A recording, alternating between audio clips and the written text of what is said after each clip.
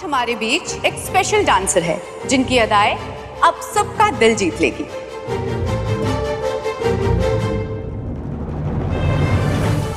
Are you all ready? Yes! So तालियों के साथ स्वागत कीजिए झनक रैना।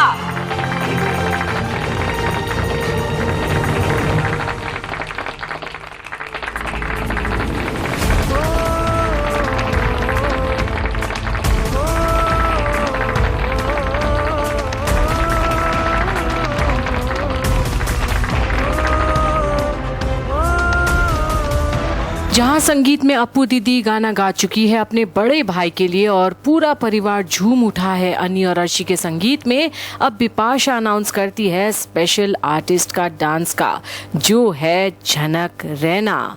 और अब झनक आती है बड़े ही दुखी मन से, पर करे भी तो क्या, उसे ऐसे मौके पर भी बोस परिवार ने नहीं छोड़ा बेइज्जती करने में।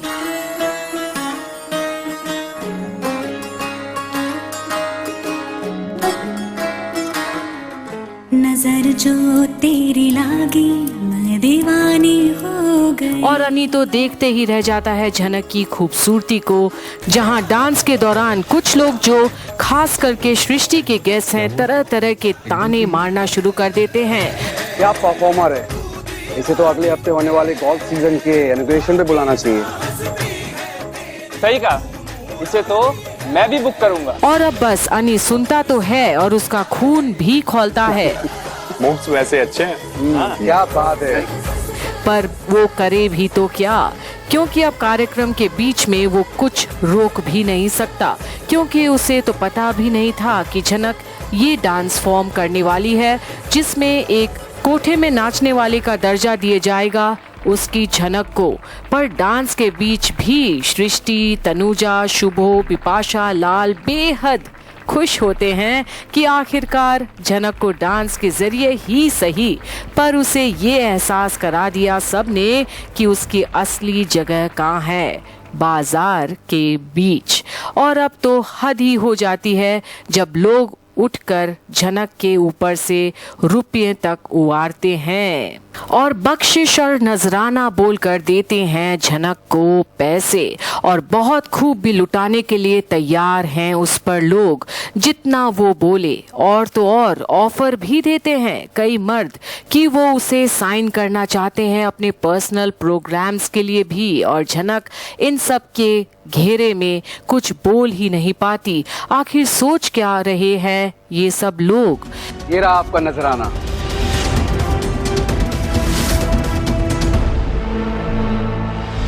अनीनो, देखिए ये पैसे कुछ भी नहीं है, मैं आपको इससे डबल दूंगा।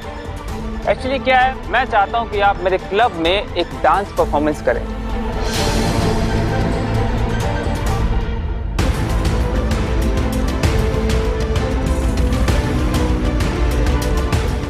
आपकी फीस कितनी है? आपकी जो भी फीस है मुझे बताइए, मैं आपको उसका एडवांस अभी देने के लिए तैयार हूँ। पर अब जहां अन्नी से नहीं रहा जाता, और अगले हफ्ते मेरे बेटे का भी अन्नप्राशन का प्रोग्राम है। मैं चाहता हूँ आप मेरे यहाँ भी आके प्रोग्राम में नाचे। आप मुझसे भी एडवांस ले लीजिए।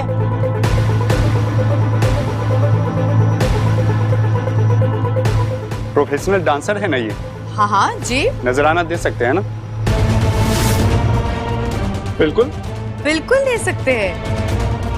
बख्शिश मिलने पर तो ये लोग और भी खुश हो जाते हैं। और झनक बस देखते ही रह जाती है अपनी हुनर की बेइज्जती होते हुए। अरे मैडम, आपने बहुत अच्छा परफॉर्म किया। ये क्या है? और ये रहा आपके लिए बख्शीश।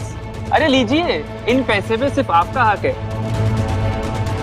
आप इतना अच्छा नाची हैं तो टिप समझ के रख लीजिए ना।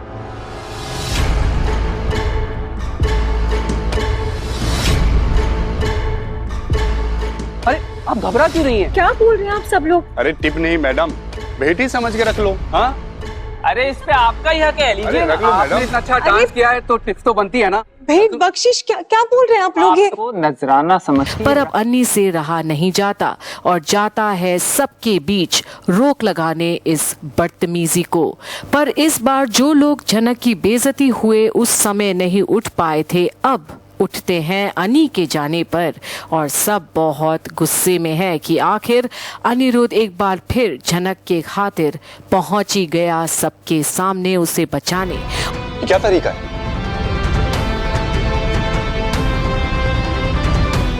इन्होंने इतना अच्छा मुजरा किया है तो इसके पैसे दे रहे हैं ना, आपको इतना गुस्सा क्यों आ रहा है? इनकी इंसल्ट नहीं कर रहे हैं। देखिए एग्जैक्टली अनी, ये लोग झनक की इंसल्ट नहीं कर रहे हैं, ऑडियंस है, प्यार दे रहे हैं।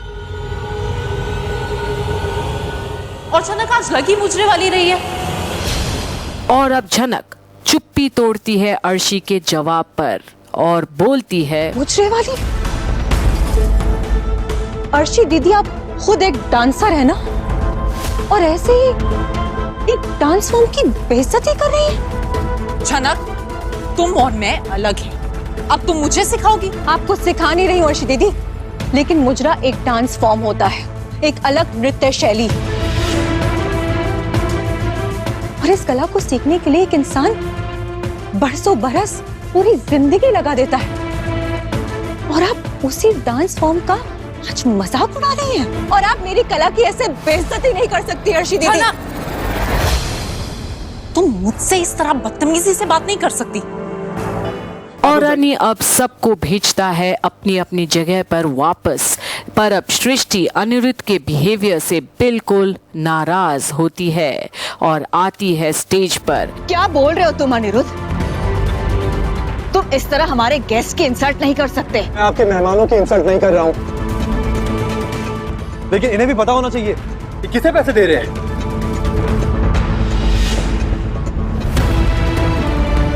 आप प्लीज ये पैसे अपने पास रखिए, ये इन पैसों को हाथ तक नहीं लगाएंगे। एक आर्टिस्ट है, ये परफॉर्मर है, समझते क्या है आप सब?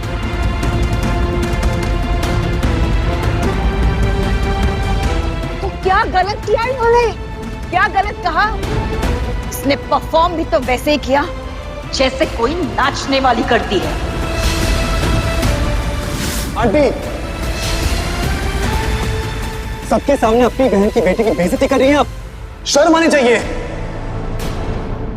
पर अब जहां अर्शी देखती है कि अनी ने उसकी मां को ही भरे सभा में डांट लगा दी है झनक के चलते, तब वो चल के जाती है गुस्से से अनी से जवाब मांगने कि आखिर वो ऐसे कैसे बात कर सकता है उसकी मां से, कैसे इंसल्ट कर सकता है वो सृष्टि मुखर्जी का। मैं तुम्हारी मॉम की इंसल्ट नहीं कर रहा हूँ, लेकिन इन्होंने झनक की इंसल्ट की है और इनका कोई हक नहीं बनता ऐसा करने का। और पूरा परिवार देखता है अनी का बिहेवियर को जो झनक के बचाव में आया है और एक बार फिर बिपाशा का फेंका पासा उल्टा साबित हुआ घर के मामलों में। पर अनी अब बर्दाश्त नहीं करेगा झनक की इंसल्ट। पर इसकी कीमत भी तो चुकानी पड़ेगी ना झनक और अनिरुद्ध को। क्या उनके मंदिर में हुए शादी को अमान्य करवा सकेंगे वो लोग जिन्हें झनक में सिर्फ बुराइयां ही दिखती है, उसकी कुर्बानी नहीं दिखती अनी के प्रति? क्या वाकई में झनक को वो लोग बाजार की औरत साबित करना जो चाहे थे उसमें क्या वो सफल हुए?